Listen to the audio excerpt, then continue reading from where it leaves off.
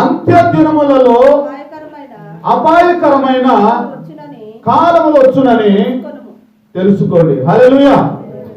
దేవుని బిడ్డలారా, అంత్య దినాల్లో ఏ కాలాలు వస్తాయట చెప్పాలి. అపాయకరమైన కాలాలు. నేటి దినాలు అపాయకరమైన కాలాలా క్షేమకరమైన కాలాలా? నేటి దినాలైతే మాత్రము అపాయకరమైన కాలాలే. భయంకరమైన పరిస్థితుల్లో మనం ఉన్నాం. లోకంలో రకరకాల కాలాలు ఉన్నాయి. వర్షాకాలం, ఎండాకాలం అంటారు. మానవ జీవితంలో కూడా యవన కాలం, బాల్యకాలం, వృద్ధాప్య కాలం అంటూ ఉంటారు. కోత కోసే సమయంలో కోతకాలం అంటారు. ఎవరికైనా ఏదో నిస్కిస్తున్నారు, ఇబ్బంది పెడుతున్నారు అనుకోండి, కొంతమంది పెద్దోళ్ళు అంటారు, ఎరా పోయే కాలం వచ్చిందా నీకు అంటారు. ఏ కాలం అంట? పోయే కాలం వచ్చిందా అంటారు. లోకంలో రకరకాల కాలం. ఏమండి పిల్లలు మాట్లాడలేదని ఒక ఆయన అంటాడు, కంప్యూటర్ కాలం అండి ఇది అంటాడు ఒక ఆయన. ఇలా రకరకాల కాలాలు చెబుతూ ఉన్నారు. అయితే వాక్యం చెబుతా ఉంది ఏ కాలాలట? అపాయకరమైన కాలాలు. వాక్యం జాగ్రత్తగా మనం విని వాక్యానుసారంగా మనం జీవించినప్పుడు అపాయకరమైన కాలాల నుంచి ఉపాయంగా ప్రభు కాపాడతాడు. ఆమేన్. ఎప్పుడు? వాక్యాన్ని అనుసరించినప్పుడు, వాక్యాన్ని పాటించినప్పుడు.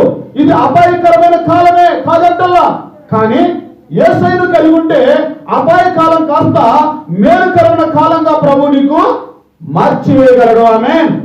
ఇప్పుడు వాక్యాన్ని గైకొన్నప్పుడు, ఈ వాక్యం దేవుడు మన కొరకు రాయించాడు. పరిశుద్ధాత్మ దేవుడు మనతో మాట్లాడుతూ ఉన్నాడు. సేవకులు నిలబెట్టుకుని దేవుడు వాక్యం ఎవరితో మాట్లాడుతున్నాడు?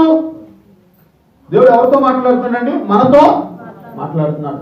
మన వాక్యము మన గురించి వినడానికి వచ్చామా లేక పక్కనున్న వారి గురించి వినడానికి వచ్చామా? ఖచ్చితంగా మన గురించి మనం వినటానికే వచ్చాం. వాక్యంలో మళ్ళీ మనం చూడాలి. ఈ వాక్యము అద్దము లాంటిది.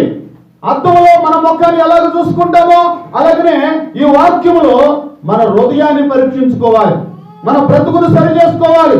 అపాయకరమైన కాలాల్లో అపాయాలు పాలవ్వకూడదు అంటే ఇదిగో ఉపాయం చెప్పే వాక్యం ఉంది. కాపాడే దేవుడు మనకున్నాడు యేసయ్య. కాబట్టి యేసయ్య మాట వింటే, వాక్యాన్ని వింటే మనం రక్షించబడతాం. ఆమేన్. చూసారట, చాలా సంవత్సరాల కిందట ఈ అద్దాలు ఉన్నాయి కదా, ఈ అద్దం అంటే ఏంటో తెలియని ఒక వ్యక్తికి ఒక అద్దం దొరికిందంట. ఆయనకు అద్దం అంటే ఏంటో తెలియదు. ఒక అద్దం దొరికేసరికి అద్దాన్ని తీసుకుని ఏంటి ఇది అని చూస్తే ఏం కనపడుతుందిలోనా? ఆయన ముఖం ఆయనకి కనపడుతుంది. ఆయన ముఖం ఎలాగుంటుందో ఆయనకి తెలియదట. ఆయన ఎలా ఉంటాడంటే అచ్చము వాళ్ళ నాన్నలాగా ఉండేవాడట. వాళ్ళ నాన్న చనిపోయాడు. ఈ అద్దం చూడగానే నేను అనుకుంటున్నాడు, ఈ అద్దంలో వ్యక్తి ఎవరో మా నాన్న. ఎందుకంటే అట్లాగే ఉన్నాడు. వాళ్ళ నాన్న చూశాడు కదా, మా నాన్నలాగా ఉన్నాడు. నా కోసం మా నాన్న ఇందులోకి వచ్చాడని చెప్పి దాన్ని చూసుకుని ఒకటే ఏడుస్తూ సంతోషపడుతూ ఉన్నాడట. దాన్ని తీసుకుని వెళ్ళి ఇంట్లో దాచుకున్నాడు. రోజు లెగుస్తున్నాడు, దాన్ని చూస్తున్నాడు, నానా నానా అనుకుంటున్నాడు, మళ్ళీ పెట్టేస్తున్నాడు. ఈ సంగతి అంతా భార్య చూసిందంట. ఎవరు చూశారు? దూరం ఉండి రోజు బట్టలలో దాచుకున్న దాన్ని తీసుకోవటం, చూసుకుని ఏడవటం చూసి పనికి వెళ్ళిపోయినప్పుడు అసలు ఏం దాచాడు ఇక్కడ అని తీసి చూసిందంట. తీసి చూస్తే ఎవరు కనపడతారు? ఆమె కనపడింది. భర్త మీద విపరీతమైన కోపం వచ్చిందంట.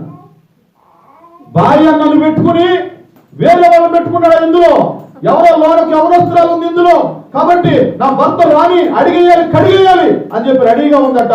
భర్త రంగాలు నిజంగానే గొడవ పడిందంట. ఆయన అంటే లేదు మా నాన్న ఉన్నాడు అందులో అంటే కాదు కాదు ఎవరు అందమైన ఒక ఎవరొస్తురాలు ఉంది అందులో అంటుందట. వాళ్ళిద్దరికి ఆ గొడవ తెక్క వాళ్ళ అమ్మని పిలిపించారంట. వాళ్ళ అమ్మని పిలిపించుకుందట. పిలిపించుకుని అమ్మా ఇట్లా చూడు అందులో ఎవరినో దాచుకున్నాడు, చూస్తే కనపడుతుంది లోనా అని చెప్పేసి వాళ్ళ అమ్మకు చూపిస్తే వాళ్ళ అమ్మందంట, ఆ పిచ్చి మొహాలు, ఆయన మా నాన్న అంటాడు నువ్వేమో ఎవరు అవనస్తురాలు అంటావు, ముసలా ఉంది అందులో, లోన ఎవరున్నారు? ముసలా ఉంది. ఎందుకంటే చూసుకుంటుంది ముసలాం కదా, లోన ముసలాం పెట్టుకుంటే అంటారు మీరు ఆయన్ని. కాదు కాదు చూడమ్మా అని చెప్పి ఇద్దరు తల్లి కూతురు దగ్గరకు వచ్చి చూశారంట. అప్పుడు అందులో ఇద్దరు కనపడ్డారంట. అరే నువ్వు కనపడుతున్నావు అమ్మా ఇందులో అంటే లేదు నువ్వు కనపడుతున్నావు అని. అప్పుడు వాళ్ళకి అర్థమైంది ఏంటంటే ఇది మనల్ని మనకే చూపిస్తుంది. మనల్ని మనకు చూపిస్తుంటే మనమేమనుకున్నామంటే మనం కాదు ఏరే వాళ్ళు అనుకుని అనవసరంగా మనం గొడవ పడుతున్నామని ఆ కుటుంబాన్ని సరిచేసి తల్లి బుద్ధి చెప్పి అక్కడి నుంచి వెళ్ళిపోయిందంట. దేవుని బిడ్డలారా, వారిని చూసుకుని వారు అనుకోవట్లేదు, వాళ్ళు ఏరే వాళ్ళు అనుకుంటున్నారు. ఈరోజు దేవుడు నిన్ను మనల్ని మనకు చూపించడానికే ఈ వాక్యం ద్వారా చూపిస్తా ఉన్నాడు. ఆమేన్, హల్లెలూయా. వాక్యం ద్వారా ఎందుకు చూపిస్తున్నాడు తెలుసా? మనల్ని మనం సరి చేసుకోవాలి. కాబట్టి ఎందుకు చూపిస్తున్నాడండి? ఇప్పుడు అద్దము చూసుకున్నప్పుడు ఎక్కడన్నా మట్టో మస్సో అయింది అనుకోండి, ఏం చేయాలి? తుడవాలి, కడగాలి. ఇప్పుడు అద్దం చూసుకున్న తర్వాత మన ముఖం రోతగా ఉందని తెలిసినా కూడా తుడుచుకోలేదు అనుకోండి, ఏమనాలి? వాళ్ళని చూసుకోవటం వల్ల ఉపయోగము లేదు. యాకోబు రాసిన పత్రిక 1వ అధ్యాయము 22వ వచనం ఒకసారి చూడండి. మీరు ఇనువారు మాత్రమే ఉండి మిమ్మల్ని మీరు మోసపుచ్చుకోవద్దు, వాక్య ప్రకారంగా ప్రవర్తించువారై ఉండుడి. ఎవడైనను వాక్యం ఇనువాడై ఉండి దాని ప్రకారము ప్రవర్తింపని వాడైతే వాడు అద్దములో తన సహజ మోహమును చూచుకును మనుషుని పోలి ఉంటారు. ఇదిగో వాక్యము ఆత్మీయ అద్దము. అద్దము ముఖాన్ని చూపిస్తుంది, వాక్యం హృదయాన్ని చూపిస్తుంది. ఆమేన్. ఒకవేళ వాక్యాన్ని విని పాటించకపోతే అతను ఎలాంటి వాడంటే అద్దంలో తన ముఖాన్ని చూసుకుంటాడు కానీ ఏమి సరి చేసుకోడు. అలాంటి వారిని పోలి ఉంటారని వాక్యం చెబుతా ఉంది. దేవుని బిడ్డలారా, వాక్యానుసారంగా జీవించుదుముగాక. ఆమేన్. అసలు ఎందుకు దేవుడు వాక్యం చెప్పిస్తున్నాడు అంటే వాక్యాన్ని మనం పాటించాలని. ఈరోజు మన వాక్యం ఏంటంటే అపాయకరమైన కాలాలు వచ్చినాయి. దేవుని బిడ్డలు నేడు దినాలు చూడండి ఎంత దారుణం అండి. కరోనా, నాకు తెలిసి కొంతకాలం దీన్ని ఏమంటున్నారంటే కరోనా కాలం అంటున్నారు. ఏ కాలం అంట? కరోనా కాలం అంట. మరి కొంతమంది అంటారు రోగాల కాలం అండి. రకరకాల రోగాలు పుడుతూ ఉన్నాయి, వస్తూ ఉన్నాయి, ఇంకా రాబోతూ ఉన్నాయి కాబట్టి ఇది రోగాల కాలం అంటున్నారు. అయితే అసలు ఈ కాలాలను బైబిల్ ఏం చెబుతుందో మేము ముందు పెట్టాలని ఆశపడతా ఉన్నాను. ఒకటి అపాయకరమైన కాలాలు. ఏ కాలం అండి? అపాయకర కాలం అంటే అర్థం ఏంటి? అపాయాలు ఎక్కువగా వస్తాయి. అపాయాలు వస్తే జాగ్రత్త. మరి అపాయాన్ని ఉపాయంగా తప్పించుకోవాలంటే ఒకటే మార్గము. యేసు అంటాడు, నేనే మార్గము, సత్యము, జీవము. యేసయ్య ద్వారా తప్ప ఎవరునూ తప్పించుకోలేరు. ఎన్నో రకాల శ్రమలు ఈ కరోనా టైంలో దేవుని బిడ్డలారా ఇళ్లలో దాక్కున్న వారికి కూడా ఏదో ఒక రీతిలో రోగాలు వచ్చినాయండి. పాల ప్యాకెట్ ద్వారా, బియ్యం ద్వారా, కూరగాయల ద్వారా, సరుకుల ద్వారా, లేకపోతే ఇంట్లో ఉన్న పిల్లలు బయటికి వెళ్ళి తగిలించుకుని వచ్చి తగిలించడం ద్వారా ఎంత దాక్కున్నా కూడా, ఎన్ని జాగ్రత్తలు తీసుకున్నా కూడా కరోనా వచ్చి చనిపోయినాడు ఎంతో మంది. అందుకే నేను ఏమంటున్నానంటే నేను కాపాడే దేవుడు కావాలి. ఈ అపాయకరమైన కాలంలో మనం కాపాడాలి. ఎవరు కాపాడుతారు? ఇశ్రాయేలును కాపాడువాడు కొనకడు, నిద్రపోడు. యెహోవాయే నిన్ను కాపాడువాడు. యేసయ్య మనల్ని కాపాడే దేవుడు. అందుకనే మనం ప్రార్థన చేసుకున్నాం అనుకోండి, దేవుడు కాపాడుతాడు. నేను అపాయకరమైన కాలం అండి కాబట్టి భయపడుతూ ఉండండి అని చెప్పట్లేదు. భయాన్ని పోగొట్టే మార్గం ఏంటంటే యేసయ్య మనలను కాపాడు. 121వ కీర్తన చదవండి ఒకసారి. 121వ కీర్తన. ఎంతో చక్కటి మాటలు, ధైర్యంతో కూడిన మాటలు ఉంటాయి మనకు అక్కడ. పండవ తట్టు నా కనులెత్తుచున్నాను, నాకు సహాయం ఎక్కడి నుండి వచ్చును. చాలండి. దేవుని బిడ్డలారా, కొండల తట్టో, బండల తట్టో, లోకం తట్టో, మనుషుల తట్టో నువ్వు కనులెత్తి చూస్తే నీకు సహాయమో దొరకదు. ఎక్కడ నీకు సహాయం దొరుకుతుంది, ఎక్కడ కాపుదల దొరుకుతుందంటే యేసుక్రీస్తు వారి దగ్గర. ఆమేన్. కొంతమంది అంట ఎక్కడెక్కడో సహాయం కోసం ఎదురు చూసి మోసపోతున్నారు. సహాయం కోసం పోయి అపాయంలో పడుతున్నారు. చేపలు పట్టే వాళ్ళు ఏం చేస్తారు తెలుసా? గాలానికి ఎర్ర పెట్టి దాంట్లో వేస్తారు. ఆ ఎర్ర పెట్టినప్పుడు చేప అనుకుంటుంది ఇది ఆహారం అనుకుంటుంది. ఏమనుకుంటుందండి? అది అపాయము అనుకుంటే వాస్తవానికి అది ముట్టదు, దాని జోలికి రాదు. కానీ అదేమనుకుంటుందంటే ఇది ఆహారము తినేది అనుకుని వచ్చి దాన్ని పట్టుకుని దాన్ని చిక్కిపోతావు. లోకం కూడా అండి కాపాడే వాళ్ళకంటే కాటేసే వాళ్ళే ఎక్కువ మంది ఉన్నారు. రక్షించే వాళ్ళకంటే భక్షించే వాళ్ళే ఎక్కువ మంది ఉన్నారు. ఆదుకుంటారు అనుకునే వారి కంటే ఆపదలు పాలు చేసే వాళ్ళే, నమ్మితే ముంచేసే వాళ్ళు కొంతమంది ఉన్నారు. నేను అంటాను యేసయ్యను కలిగి ఉంటే నిన్ను కాపాడుతాడు. ఆమె ఒకవేళ మోసం చేసేవారి చేతి నుంచి కూడా దేవుడు మనలను కాపాడుతాడు. మనుషుల ద్వారా ఉపకారం పొందేలాగా దేవుడు అద్భుతాలు చేస్తాడు. హల్లెలూయా. కాబట్టి దేవుని బిడ్డలాగా కొండల తట్టు కాదు మనం చూడాల్సింది, ఎవరి తట్టు చూడాలి? యేసయ్య తట్టు. యేసయ్య అయితే నిన్ను కాపాడుతాడు. ఎందుకు యెహోవా కాపాడుతాడంటే భూమి ఆకాశం సృజించిన వాడు ఆయనే, మొత్తం ఆయన చేతి పని. ఆయన ఒక్క మాట పలికితే చాలండి అద్భుతాలు జరుగుతాయి. దేవుని బిడ్డలారా, ఒక సంఘటన విన్నాను నేను. కొన్ని ఎడారులోనట పాములు తెలివిగా ప్రవర్తిస్తాయట. ఆల్రెడీ బైబిల్లో మనకి ఏముందండి? పాము యుక్తి కలిగింది.